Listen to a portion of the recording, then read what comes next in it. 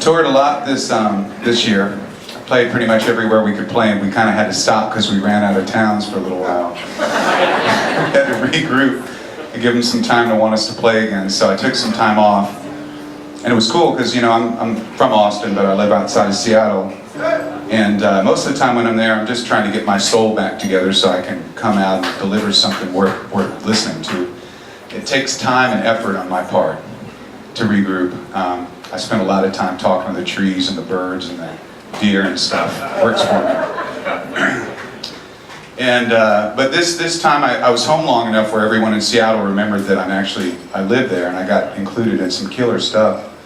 I did this big star thing.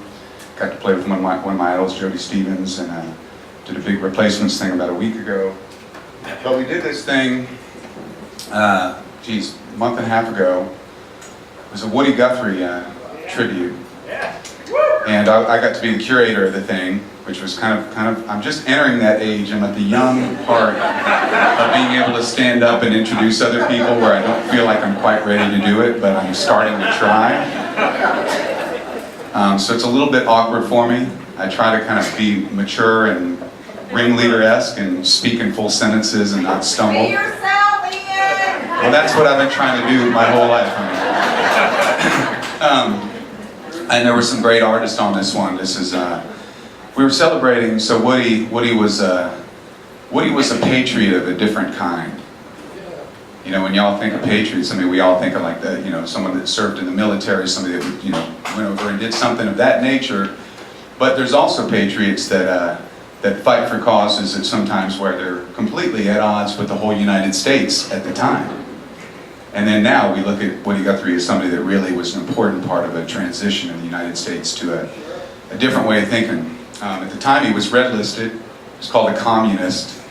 He couldn't get a job. He was rambling the whole time. But so it was a cool thing. It was an interesting time to celebrate his legacy.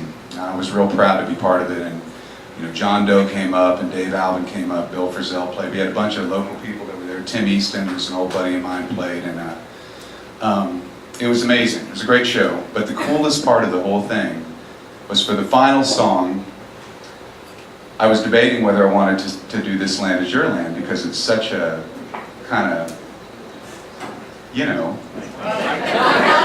it is iconic, but it's also a little, I mean, wouldn't use the word corny, but you could say that. Just because we all sang it, we all know it, right? And it's such an obvious thing. And when you're a musician, you want to be a little bit obscure with the choices of your cover songs. And that one's not obscure at all.